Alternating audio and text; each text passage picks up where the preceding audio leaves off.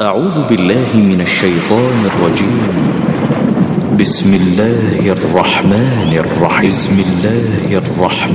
الرحيم. وقالوا لجلودهم لم شهدتم علينا قالوا أنطقنا الله الذي أنطق كل شيء وهو خلقكم أول مرة وإليه ترجعون وما كنتم تستترون أن يشهد عليكم سمعكم ولا أبصاركم ولا جلودكم ولكن ظننتم أن الله لا يعلم كثيرا مما تعملون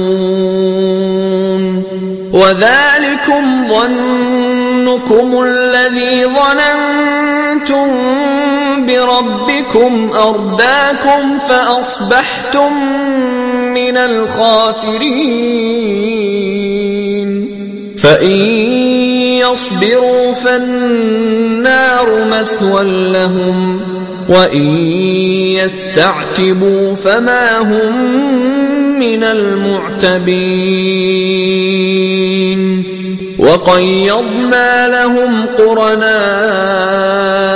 فزينوا لهم ما بين أيديهم وما خلفهم وحق على السلام عليكم ورحمة الله وبركاته. الحمد لله رب العالمين نحمده ونستعينه ونؤمن به ونتوكل عليه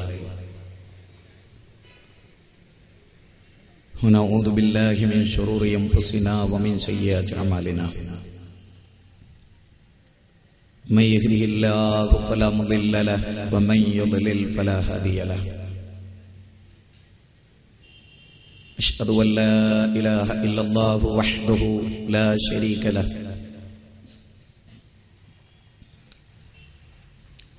وأشهد أن محمدا عبده ورسوله أرسله بالهدى ودين الحق ليظهره على الدين كله ولو كره المشركون. اللهم صل على محمد وعلى آل محمد كما صليت على إبراهيم وعلى آل إبراهيم إنك حميد مجيد. اللهم بارك على محمد وعلى آل محمد كما باركت على إبراهيم وعلى آل إبراهيم إنك حميد مجيد. أما بعد فإن خير الحديث كتاب الله وخير السنن سنن محمد صلى الله عليه وسلم وشر الأمور محدثاتها وكل محدثة بدعة وكل بدعة ضلالة وكل ضلالة في النار. اتقوا الله عباد الله أوصيكم وإياي أولا بتقوى الله. إن نريد إلا الإصلاح ما استطعت وما توفيقي إلا بالله عليه توكلت وإليه أنيب. رب اشرح لي صدري ويسر لي أمري واحلل عقدة من لساني يفقهوا قولي. أعوذ بالله من الشيطان الرجيم. بسم الله الرحمن الرحيم. فأقم وجهك للدين حنيفا فطرة الله التي فطر الناس عليها لا تبديل لخلق الله ذلك الدين القيم ولكن أكثر الناس لا يعلمون. തമേവ ശരണം ഗച്ഛ സർവഭാവേന ഭാരത തൽപ്രസാദാത് പരം ശാന്തി സ്ഥാനം പ്രാപ്സ്യസി ശാശ്വതം.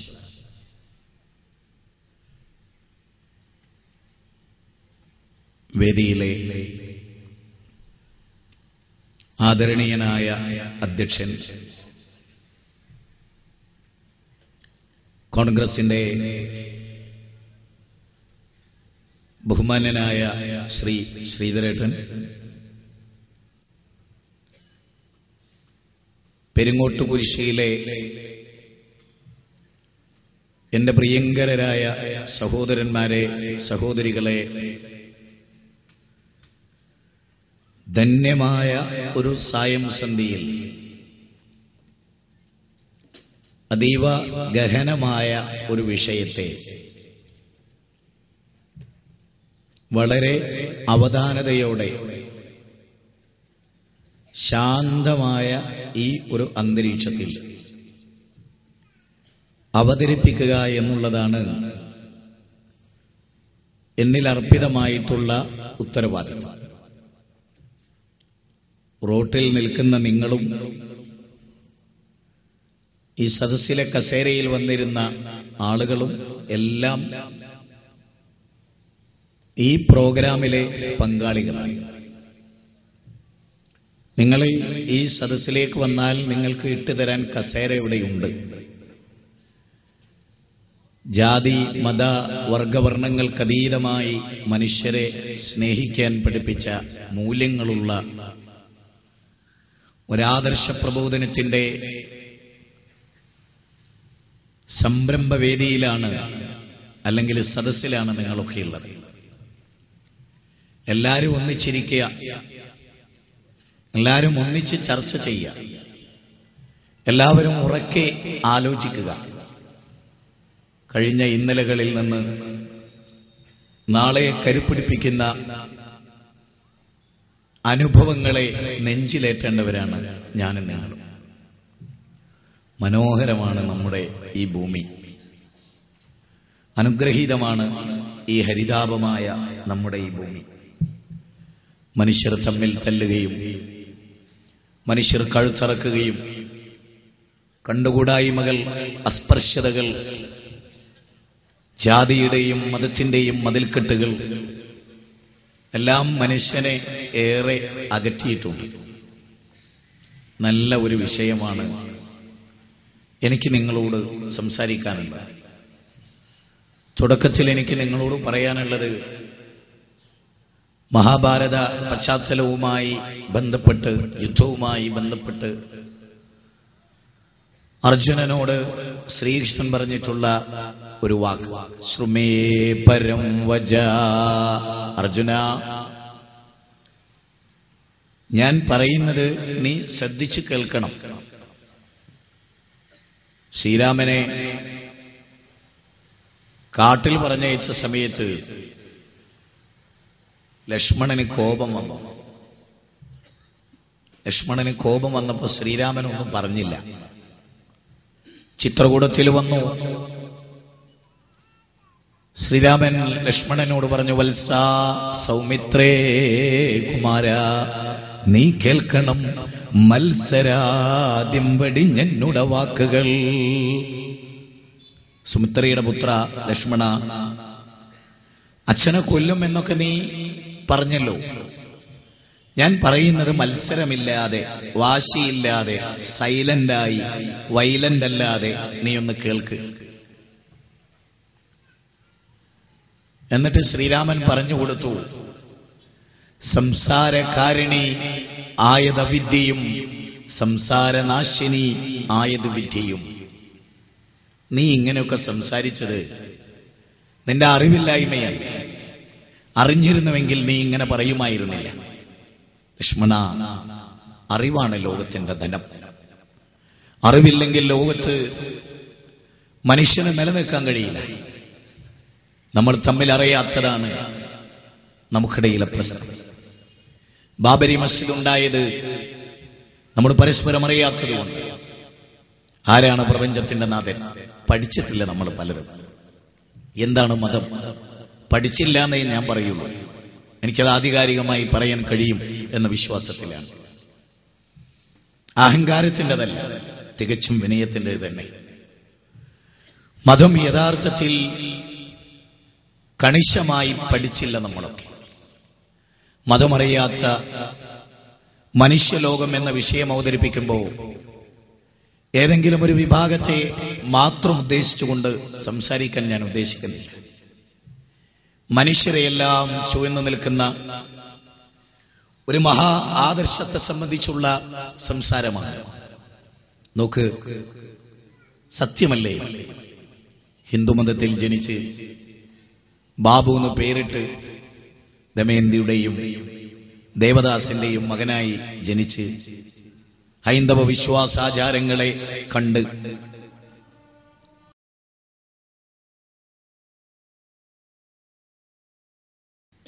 ഏത് മതസമൂഹത്തിലാണോ ജനിക്കുന്നത്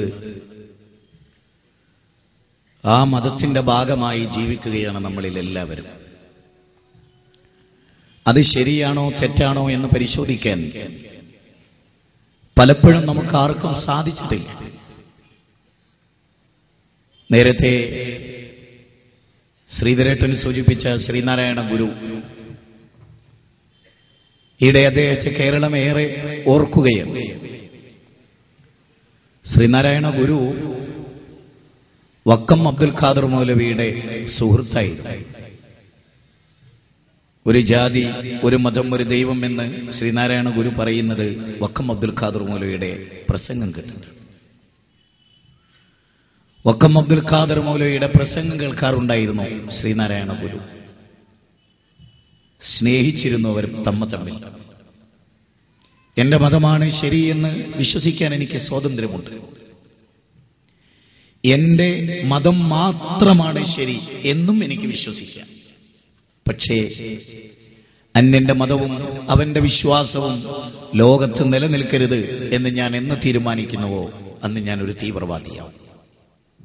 ശ്രീനാരായണ ഗുരു ആലുവ കടപ്പുറത്ത് മതമഹാസമ്മേളനം സംഘടിപ്പിച്ചു. ആ മഹാസമ്മേളനത്തിന്റെ കവാടത്തിൽ എഴുതി വെച്ചൊരു വാചകമുണ്ടായിരുന്നു: വാദിക്കാനും ജയിക്കാനുമല്ല, അറിയാനും അറിയിക്കാനും വരൂ.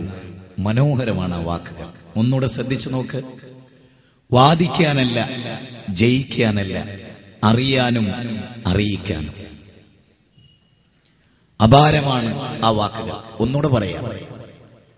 ആലുവ കടപ്പുറത്ത് മണൽത്തിട്ടയിൽ സൗഹൃദ സംഗമഭൂമിയിൽ ശ്രീനാരായണ ഗുരു എഴുതി വെച്ചു: വാദിക്കാനും ജയിക്കാനുമല്ല, അറിയാനും അറിയിക്കാനും വരും.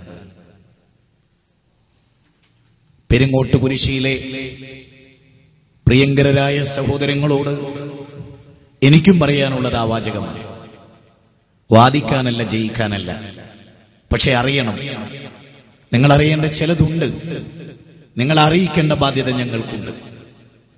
ഞങ്ങൾ അറിഞ്ഞ അറിവ് നിങ്ങളോട് പറയാതിരുന്നാൽ അത് അന്യായമാണ് എന്ന് ഞങ്ങൾ വിചാരിക്കുകയാണ്. സഹോദരങ്ങളെ, മതമറിയാത്ത മനുഷ്യലോകം. ഒന്നുകൂടെ ശ്രദ്ധിച്ചു നോക്ക്. മതമറിയാത്ത മനുഷ്യലോകം. മതം ശരിക്കറിഞ്ഞിരുന്നുവെങ്കിൽ മനുഷ്യർ തമ്മിൽ തല്ലുകയില്ല, മനുഷ്യർ തമ്മിൽ കഴുത്തിറക്കുകയില്ല. ഞാൻ രണ്ട് കാര്യങ്ങൾ പറയാം. രാമൻ, ആ പദത്തിന്റെ അർത്ഥം അറിയുമോ? ഭാരതജന്റെ കൂടെ തമസാ നദിയുടെ തീരത്ത് വാൽമീകി ക്രൗഞ്ചമിഥുനങ്ങൾ കൊക്കുരുമി സ്നേഹം പങ്കുവെക്കുന്നതിനെതിരെ കാട്ടാളൻ അമ്പെയ്യാൻ വേണ്ടി അമ്പും വില്ലും എടുത്തപ്പോ മാനിഷാദ എന്നത് പറയാൻ ഒരു വാൽമീകി ഇല്ല ഇന്ത്യയിൽ. അരുതി എന്ന് പറയാൻ ആളുകളില്ല. ചെയ്യിപ്പിക്കാനും ചെയ്യാനും കൊല്ലാനും തകർക്കാനും തമ്മിലടിപ്പിക്കാനും എന്ന ആളുകളുണ്ട്. രാഷ്ട്രീയത്തിലും മതത്തിലുമുണ്ട്. മാനിഷാദ എന്ന് പറയുന്നത് അരുത് കാട്ടാളാണ്. രണ്ട് പക്ഷികളിൽ ഒരു പക്ഷിയുടെ രക്തം പോലും ഈ ഭൂമിയിൽ വീഴരുത് എന്ന് പഠിപ്പിക്കപ്പെട്ട ഒരു മഹാദർശനം. രാമൻ എന്ന പദത്തിന്റെ അർത്ഥം രമ്യത ഉണ്ടാക്കുന്നവൻ എന്നാണ്, ഐക്യമുണ്ടാക്കുന്നവൻ. അയോധ്യ എന്ന പദത്തിന്റെ അർത്ഥം യുദ്ധമില്ലാത്ത ഭൂമി എന്നാണ്. അയോധ്യ യുദ്ധമില്ലാത്ത ഭൂമി. ഇന്നത് രക്തപങ്കിലമാണ്, പാപപങ്കിലമാണ്, തമ്മിൽ തല്ലിയതിന്റെ അടയാളമാണ്. ഹിന്ദുവിന്റെയും മുസ്ലിമിന്റെയും മനസ്സിൽ വീണ വ്രണമാണ്. ഉണങ്ങാത്ത ആഴമേറിയ മുറിവുകൾ ആരോ നമ്മുടെ മനസ്സിൽ തീർത്തു. സത്യം. അതുകൊണ്ട് എൻ്റെ പ്രിയപ്പെട്ടവർക്ക്, റോഡ് സൈഡിൽ നിൽക്കുന്നവർക്ക് ഇനിയും സദസ്സിലേക്ക് കയറിയിരിക്കാം, കസേരയിലിരിക്കാം. കേട്ട് താല്പര്യമില്ല എങ്കിൽ സമാധാനമായി നിങ്ങൾക്ക് പിരിഞ്ഞു പോകാം നിങ്ങളുടെ ഭവനങ്ങളിലേക്ക്. ഒരു സിനിമ കാണുന്ന സന്തോഷം, ഒരു സിനിമ കാണുന്ന ആഹ്ലാദം വൈജ്ഞാനികമായ ഈ സദസ്സിനുണ്ടാവില്ല. കാരണം ഇതിനൊരു പ്രത്യേകത കൂടിയുണ്ട്. ഇത് അടിസ്ഥാനപരമായി ഒരു ബൈപ്പാസ് സർജറിയാണ്. രോഗിയോട് ഇവിടെ ഡോക്ടർക്ക് കാരുണ്യമുണ്ടാവില്ല. രോഗിയുടെ അഭിപ്രായത്തിൽ, ഡോക്ടറുടെ അഭിപ്രായത്തിലല്ല. 60 വയസ്സുള്ള ഒരു മനുഷ്യന്റെ വലത് കാല് മുറിക്കാൻ തീരുമാനിച്ചു. കോഴിക്കോട് തല ഉയർത്തി നിൽക്കുന്ന Malabar institute of medical science. 60 വയസ്സ് പ്രായം, പ്രമേയ രോഗം ബാധിച്ച് കാൽമുട്ടുവരെ പഴുത്ത്, ഇനി അതിന്റെ പഴുപ്പ് തുടകളിലേക്ക് കയറി ആള് മരിച്ചുപോയി. അതുകൊണ്ട് ഡോക്ടർ കുടുംബവുമായി കൂടിയാലോചിച്ച് ആ മുസ്ലിമായ സഹോദരന്റെ കാല് മുറിക്കാൻ തീരുമാനിച്ച ദിവസം ഞാൻ മിംസിലെ മറ്റൊരു ബെഡിൽ രോഗിയായി കിടക്കുകയായി. ഡോക്ടർ രോഗിയെ സമീപിച്ചു വന്നിട്ട് പറഞ്ഞു, സമാധാനമായി പറഞ്ഞു, അതെ, വലത് കാല് വളരെയേറെ പഴുപ്പ് ബാധിച്ചിട്ടുണ്ട്. ഇപ്പൊ കാൽമുട്ട് വരെ എത്തിയിട്ടുണ്ട്. ആധുനിക വൈദ്യശാസ്ത്രത്തിന്റെ കൺട്രോളിനപ്പുറത്താണ് നിങ്ങളുടെ ഇപ്പോഴത്തെ അവസ്ഥ. വലത് കാലിന്റെ തുടയിലേക്ക് പഴുപ്പ് കയറും. അതുകൊണ്ട് ഈ കാല് മുറിക്കണം എന്നാണ് നിങ്ങളോടുള്ള സ്നേഹത്തിന്റെ ഭാഗമായി ഞങ്ങളുടെ തീരുമാനം. ഇത് കേട്ട ഉടനെ കോപാകുലനായി, അസ്വസ്ഥനായി ഡോക്ടറെ തെറി പറയുകയാണ് 60 വയസ്സുള്ള ഈ രോഗി. എന്താ കാരണം? 60 കൊല്ലം തന്നോടൊപ്പമുള്ള കാല്, ഞാൻ ഏതൊരു കാലിലാണോ ഓടിയത്, ഏതൊരു കാലിലാണോ അധ്വാനിച്ചത്, ഏതൊരു കാലിലാണോ നടന്നത്, ആ കാലാണ് മുറിക്കാൻ പോകുന്നത്. പെട്ടെന്ന് അയാൾക്കത് ഉൾക്കൊള്ളാൻ കഴിഞ്ഞില്ല. അതുകൊണ്ട് അയാൾ കോപാകുലനായി. പക്ഷെ ലോകത്താരെങ്കിലും പറയുമോ ഡോക്ടർ അയാളുടെ വലത് കാലിന്റെ മുട്ടുമുറിച്ചാൽ അത് ക്രൂരതയാണ് എന്നാരെങ്കിലും പറയുമോ? ഇല്ല. ഡോക്ടറുടെ സ്നേഹമാണത്, അല്ലേ? കാരണം രോഗിയുടെ തുടയിലേക്ക് പഴുപ്പ് കയറി അയാൾ മരിച്ചു. അത് രോഗി അംഗീകരിച്ചോ? ഇല്ല. രോഗിക്ക് അതിന്റെ ഗൗരവം മനസ്സിലായോ? ഇല്ല. ഈ പെരിങ്ങോട്ടുകുരിശിയിലെ എന്റെ സഹോദരങ്ങളെ, ഞാനും നിങ്ങളുടെ വിശ്വാസത്തിന്റെ കാല് ഇന്ന് മുറിക്കും. നിങ്ങൾ 60 കൊല്ലവും 80 കൊല്ലവും സൂക്ഷിച്ച നിങ്ങളുടെ വിശ്വാസത്തിന്റെ കാല് എനിക്ക് മുറിക്കേണ്ടി വരും. കാരണം നിങ്ങളുടെ തുടയിൽ പഴുപ്പ് കയറാൻ പാടില്ല. എന്ന് പറഞ്ഞാൽ നിങ്ങളിൽ പല ആളുകളും മതമായി കൊണ്ടു നടന്നത് മതമല്ല എന്ന് ഞാൻ ഇവിടെ തെളിയിക്കും. നിങ്ങൾക്ക് വിശ്വസിക്കാം, നിങ്ങൾക്ക് വിശ്വസിക്കാതിരിക്കാം. That's all. അത് നിങ്ങളുടെ തീരുമാനമാണ്. നിങ്ങൾ ഇത്രയും കാലം കരുതിയ പലതും ശരിയല്ല എന്ന് നിങ്ങൾ വിശ്വസിക്കുന്ന മതത്തിന്റെ ഗ്രന്ഥം കൊണ്ട് ഞാൻ തെളിയിക്കും. അത് നിങ്ങൾക്ക് സ്വീകരിക്കാം, നിങ്ങൾക്ക് തള്ളിക്കളയാം, നിർബന്ധമില്ല. പക്ഷേ നിങ്ങൾ അറിയണം സത്യം ഇതായിരുന്നു എന്ന്. അറിഞ്ഞ് സത്യത്തെ മൂടി വെക്കുന്നവൻ ധീരനല്ല. ആളുകൾക്ക് വേണ്ടി സംസാരിക്കുന്നവൻ ധീരനല്ല. ആളുകളുടെ കയ്യടി കിട്ടാൻ സംസാരിക്കുന്നവൻ സത്യസന്ധനല്ല. ആളുകൾ കയ്യടിച്ചാലും ആളുകൾ കൈകൊണ്ടടിച്ചാലും സത്യമേ പറയാവൂ.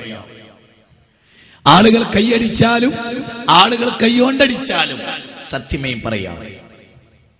മഹാഭാരത യുദ്ധം നടക്കുമ്പോ ദുര്യോധനൻ ഗാന്ധാരിയോട് ചോദിച്ചു, അമ്മേ ജയിക്കോ?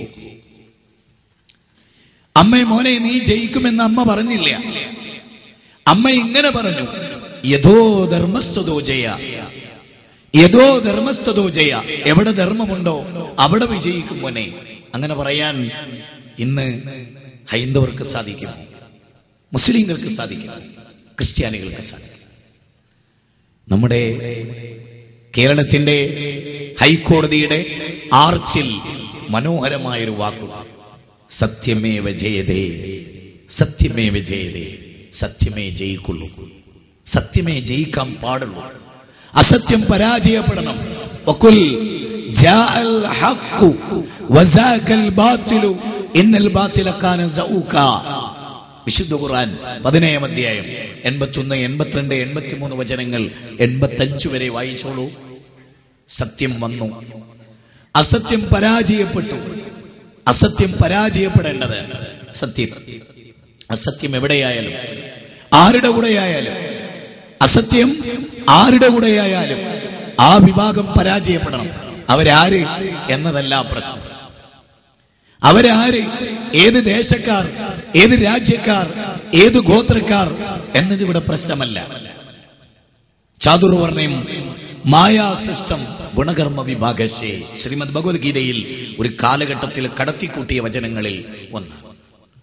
ചാതുർവർണ്ണയം അങ്ങനെ ഒന്നില്ല. ചാതുർവർണ്ണയം പിൽക്കാലത്തുണ്ടായ സവർണ മേധാവിത്വത്തിന്റെ ഭാഗമാണ്. ഹിന്ദുവും മുസ്ലിമും ക്രിസ്ത്യാനിയും ജൈനനും ബൗദ്ധനും മതമുള്ളവനും ഇല്ലാത്തവനും ഈശ്വര വിശ്വാസിയും നിരീശ്വരവാദിയും എല്ലാം ഒരു സൃഷ്ടാവിന്റെ അടിമകളാണ്. ശ്രീധരേട്ടൻ നേരത്തെ പറഞ്ഞു, ഒരച്ഛനമ്മമാരുടെ മക്കളെ പോലെ അല്ല. അല്ല, ഞാൻ ശ്രീധരേട്ടനെ തിരിച്ചുകയല്ല. ഒരച്ഛന്റെ അമ്മയുടെ മക്കളാണ് നമ്മൾ. ഒരച്ഛനമ്മയുടെ മക്കളെ പോലെയല്ല, ഒരച്ഛന്റെയും അമ്മയുടെയും മക്കളാണ് നമ്മൾ. പോലെ എന്നതിനോട് പ്രസക്തിയില്ല. ബാന്ധവ മാനവ സർവേ സ്വദേശാഭുവനത്രയും. ലോകമാണ് തറവാട്, ലോകമാണ് തറവാട്.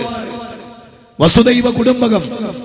ബാന്ധവ മാനവ സർവേ സ്വദേശാഭുവനത്രയും. ലോകമാണ് മാധവ തറവാട്. RSSും BJPയും ബജ്രംദളും ശിവസേനയും NDFും പോപ്പുലർ ഫ്രണ്ടും എല്ലാം, PDPയും ഇന്ത്യൻ യൂണിയൻ മുസ്ലിം ലീഗും ഞാനും നിങ്ങളും എല്ലാം ഒരു തറവാട്ടിലെ അംഗങ്ങളാണ്. അടിസ്ഥാനപരമായി നമ്മുടെ അച്ഛനും അമ്മയും ഒന്നാണ്. ആ അച്ഛന്റെ അമ്മയുടെ മക്കളാണ് നമ്മൾ. ലോകത്തിന്റെ നാനാഭാഗങ്ങളിൽ 714 കോടി മനുഷ്യർ ഇന്ന് ജീവിക്കുന്നുണ്ട്. അവരെല്ലാം ഒരച്ഛന്റെ അമ്മയിൽ നിന്ന് ആരംഭിച്ചതാണ് അവരുടെ ജീവിതം. നമ്മളിൽ കറുത്തവനും വെളുത്തവനും ദൈവമാണ് തീരുമാനിച്ചത്. സാക്ഷാൽ ഉടയ തമ്പുരാൻ, പടച്ച തമ്പുരാൻ. നാം അറിഞ്ഞില്ല, അത് മതം അറിഞ്ഞില്ല നമ്മൾ. എന്റെ പൊന്നുമക്കളെ എന്നൊരമ്മ വിളിച്ചാൽ മക്കളെല്ലാവരും ഓടി വരും. എന്റെ പൊന്നുമോൻ സുരേഷേ എന്ന് മാത്രം വിളിച്ചാൽ ബാക്കി മക്കളുടെ മനസ്സിൽ എന്താ അമ്മ ഞങ്ങളെ പൊന്നുമക്കളെ എന്ന് വിളിക്കാത്തത്? ഇവിടെ വിളി യാ അയ്യുഹന്നാസ്. ഖുർആനിൽ ഒടുവിലത്തെ ഗ്രന്ഥം, വേദഗ്രന്ഥങ്ങളിൽ ഒടുവിലത്തെ ഗ്രന്ഥം ഋഗ്വേദം, സാമവേദം, അഥർവവേദം, യജുർവേദം, 108 സുപ്രധാനമായ ഉപനിഷത്തുക്കൾ. ഏറെ ശ്രദ്ധേയമായ ദശോപനിഷത്ത്, ഈശാവാശോപനിഷത്ത്, ബൃഹദാരണ്യ ഉപനിഷത്ത്, മുണ്ടകോപനിഷത്ത്, ഖഡോപനിഷത്ത്, ശേതരോപനിഷത്ത് എല്ലാം ഉപനിഷത്തുക്കളാണ്. ആരണ്യകങ്ങൾ, ശ്രുതികൾ, സ്മൃതികൾ എന്ന് വേർതിരിച്ച വേദ സംഹിതകൾ.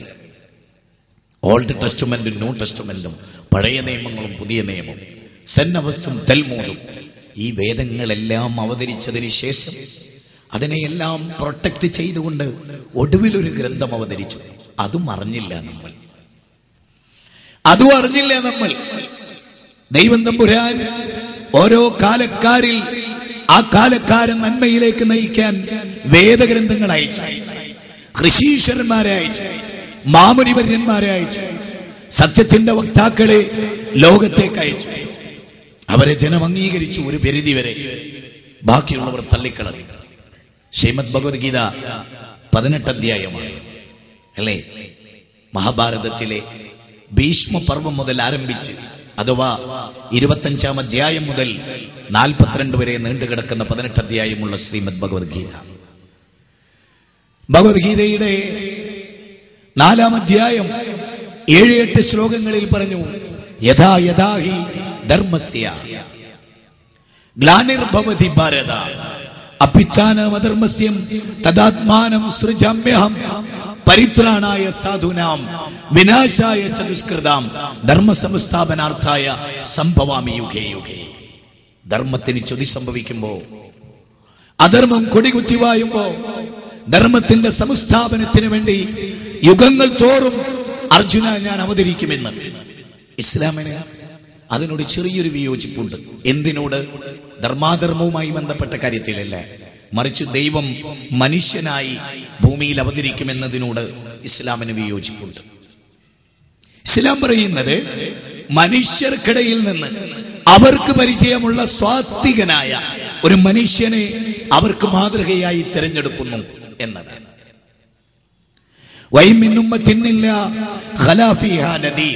ഖുർആനിലെ 35-ാം അധ്യായം 24-ാമത്തെ വചനം. എല്ലാ സമൂഹത്തിലും പ്രവാചകന്മാർ വന്നു മനുഷ്യരെ നന്മയിലേക്ക് നയിക്കാൻ. കൂട്ടരെ, എന്താണ് നന്മ? ആരാ നന്മയെ പറ്റി പറയേണ്ടത്? എനിക്ക് നന്മ, നിങ്ങൾക്ക് തിന്മയായി ഭവിക്കാം. പാശ്ചാത്യന് നന്മയായത് നമുക്ക് തിന്മയാണ്, നമുക്ക് തിന്മയായത് പാശ്ചാത്യന് നന്മയാണ്. അപ്പൊ നന്മയും തിന്മയും ആര് തീരുമാനിക്കും? ആരാണ് തീരുമാനിക്കേണ്ടത്? അതിനാദ്യമായി നാം ചില കാര്യങ്ങൾ അറിയണം. ഞാനിവിടെ അവതരിപ്പിക്കുന്ന മതം ദൈവത്തിന്റെ മതമാണ്. ദൈവത്തിന്റെ മതം മനുഷ്യ ടച്ചില്ലാത്ത, മനുഷ്യന്റെ കൈകൾ പ്രവർത്തിക്കാത്ത, മനുഷ്യരില്ലാത്ത, മനുഷ്യനതിലൊന്നും ഉണ്ടാക്കിയിട്ടില്ല, എല്ലാം പ്രപഞ്ചത്തിന്റെ നാഥൻ അവതരിപ്പിച്ചതാണ്. അങ്ങനെ ഒരു മതത്തെ കുറിച്ചാണ് ഞാൻ സംസാരിക്കുന്നത്. ആ മതം ലോകം അറിഞ്ഞില്ല. മനുഷ്യനിർമ്മിത മതം പോലും മനുഷ്യർ അറിഞ്ഞില്ല. മനുഷ്യർ കാലാകാലങ്ങളിൽ ഉണ്ടാക്കിയ ആദർശങ്ങൾ പോലും മനുഷ്യർ പഠിക്കാൻ സന്നദ്ധരായില്ല. ഞാൻ വളരെ ലളിതമായിരുന്നൊരു ചോദ്യം ചോദിച്ചുകൊള്ളട്ടെ ഈ സദസ്സിനോട്. വേദങ്ങൾ എന്തിനാ? വേദം പഠിച്ചുവോ? ഋഗ്വേദം 10 മണ്ഡലമാണ്. 10 മണ്ഡലങ്ങളുള്ള ഋഗ്വേദം വായിച്ചു കണ്ടുവോ? കണ്ണുകൊണ്ട് വായന പോകട്ടെ, കണ്ണുകൊണ്ട് കണ്ടുവോ? ഒരാവർത്തിയെങ്കിലും പേജിലൂടെ കടന്നുപോയോ? മനഃപ്പാടമായോ? ആ വചനസാഗരങ്ങൾക്കനുസരിച്ച് ജീവിച്ചുവോ? ജീവിച്ചുവോ? എന്തിന് ഈ പെരിങ്ങോട്ട് കുരിശിയിൽ എന്റെ പ്രസംഗം കേൾക്കുന്നവരോട് മദ്യപിക്കുന്ന എത്ര പേർ നമുക്കിടയിലുണ്ട്? മഹാഭൂരിപക്ഷം മദ്യപാനികളായി മാറി കേരളത്തിൽ. നശിച്ചു. ആരാ നിന്റെ ഭാര്യ? മദ്യം. ആരാ നിന്റെ മോള്? മദ്യം. ആരാ നിന്റെ അമ്മ? മദ്യം. ആരാ നിന്റെ സുഹൃത്ത്? മദ്യം. ആരെയാ നിനക്കിഷ്ടം? മദ്യം. അങ്ങനെയെല്ലാം മദ്യമാണ്. നീ ആർക്ക് വേണ്ടി ജീവിക്കുന്നു? മദ്യത്തിന് വേണ്ടി. ആരെയാ നീ സ്വപ്നം കാണുന്നത്? വിദേശ മദ്യ ഷാപ്പിന് അല്ലേ? അങ്ങനെ ഒരു കേരള ജനത ഇവിടെ രൂപപ്പെട്ടില്ലേ? മതാധ്യക്ഷന്മാരെവിടെ? മതാധ്യക്ഷന്മാരെവിടെ? മതത്തിന്റെ മേലാളന്മാരെവിടെ? മതത്തിന്റെ കുപ്പായം ധരിച്ചവരെവിടെ? അവർക്ക് വേറെ പണിയുണ്ടായിരുന്നു, സ്വാർത്ഥ താല്പര്യം. അതുകൊണ്ട് നാം മതം പഠിക്കണം. മതം എവിടെ നിന്ന് പഠിക്കും? ആര് പഠിപ്പിക്കും? ആരാ മതം പഠിപ്പിക്കുക? എവിടെ നിന്നാണ് മതം പഠിക്കേണ്ടത്? 2 പ്രസക്തമായ ചോദ്യം.